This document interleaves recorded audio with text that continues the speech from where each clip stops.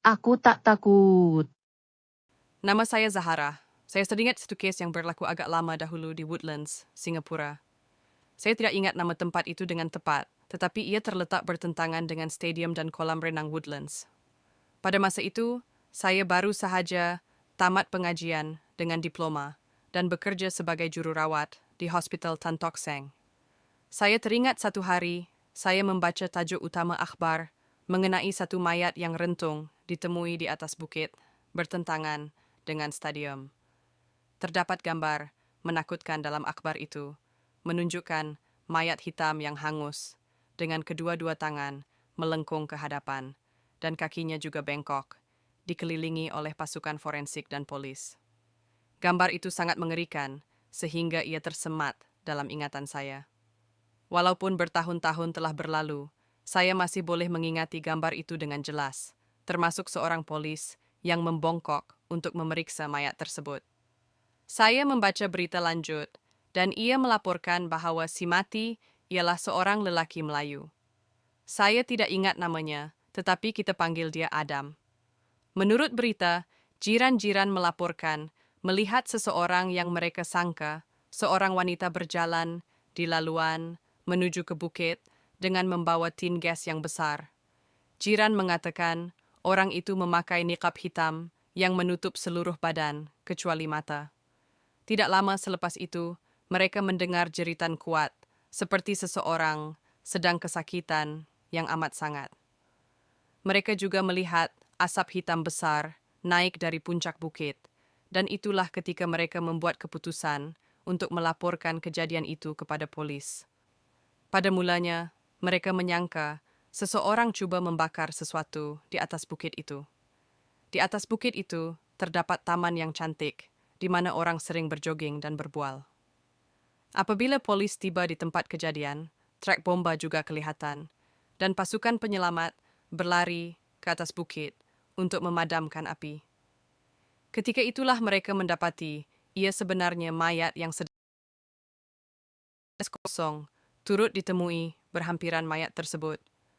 Selepas penyiasatan, dilaporkan bahwa tiada unsur jenayah terlibat, dan si mati ialah seorang lelaki, bukan wanita seperti yang dilaporkan oleh jiran sebelumnya. Ia ditentukan bahwa lelaki itu telah menyiram dirinya dengan petrol dan membakar dirinya sendiri. Tiada pihak lain yang terlibat. Dia melakukannya sendiri. Beberapa minggu berlalu, dan saya telah melupakan kejadian itu. Suatu hari, saya berjalan-jalan selepas berenang di kolam renang. Seorang rakan mencadangkan untuk berjalan ke atas bukit, karena dia tidak pernah melihat apa yang ada di atas bukit itu. Saya mengikutinya, dan sangat terkejut apabila melihat kawasan rumput yang hangus, dan bentuknya menyerupai tubuh manusia. Saya segera teringat kejadian itu, dan terus berjalan pergi. Saya tidak menyangka kawasan terbakar itu masih ada dan tidak ditutup. Seminggu selepas itu, saya sedang bekerja. Kakak senior saya, Rafidah, sedang bertugas bersama saya pada hari itu. Oleh kerana hanya ada 4 pesakit di wad, kebanyakannya lelaki muda, kami agak lapang. Kami mula berbual, dan dia bertanya di mana saya tinggal. Saya berkata Woodlands, dan dia segera bertanya tentang kejadian Adam. Saya berkata ya, saya baca dalam berita dan melihat kawasan rumput yang hangus di atas bukit itu. Rafidah kemudian mula bercerita. Dia berkata, Adam sebenarnya seorang jururawat lelaki. Dia sangat baik dan belajar kejururawatan bersama dengannya dalam kelas yang sama. Saya tidak pasti sama ada dia menyebut status perkahwinan Adam. Tetapi saya ingat bahawa Adam masih mempunyai seorang ibu. Rafidah berkata, Adam sangat baik sehingga dia mula menyertai kumpulan agama radikal. Sikapnya mula berubah selepas itu dan dia mula menghakimi orang lain.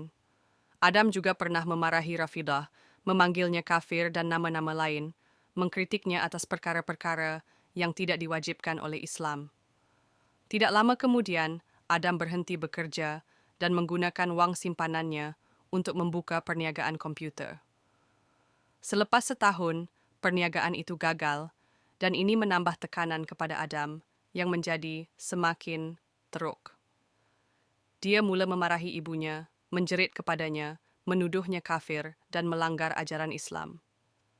Setiap hari ibunya terpaksa menahan kritikan dan penghakimannya. Setiap malam juga, ibunya menangis, sehingga tertidur, karena kata-kata Adam sangat menyakitkan hati dan menghancurkan perasaannya. Adam juga tidak membantu urusan ibunya dan meminggirkan ibunya secara keuangan selepas kehabisan simpanan. Rafidah berkata, mungkin apa yang terjadi kepada Adam adalah karma, karena cara dia melayani ibunya.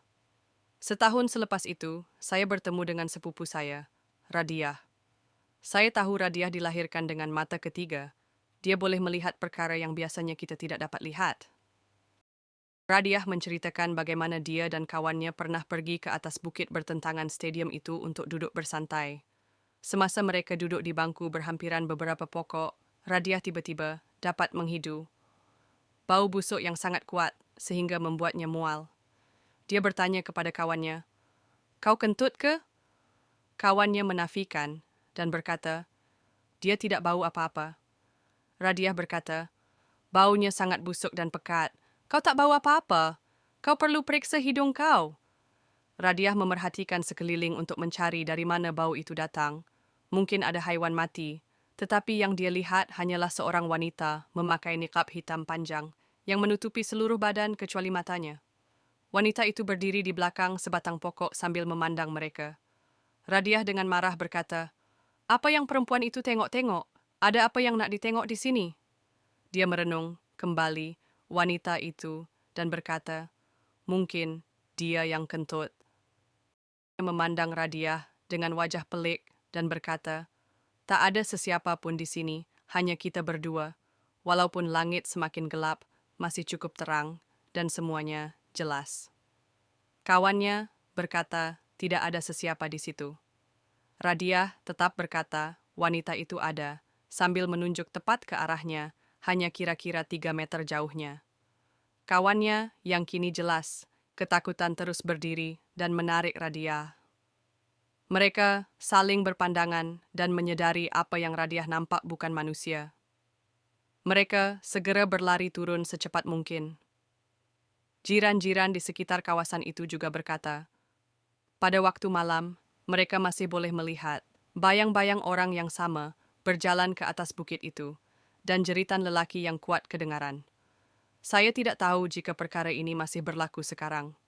Saya telah berpindah jauh dari Woodlands bersama keluarga saya, dan tidak tahu atau mendengar lagi cerita tentangnya.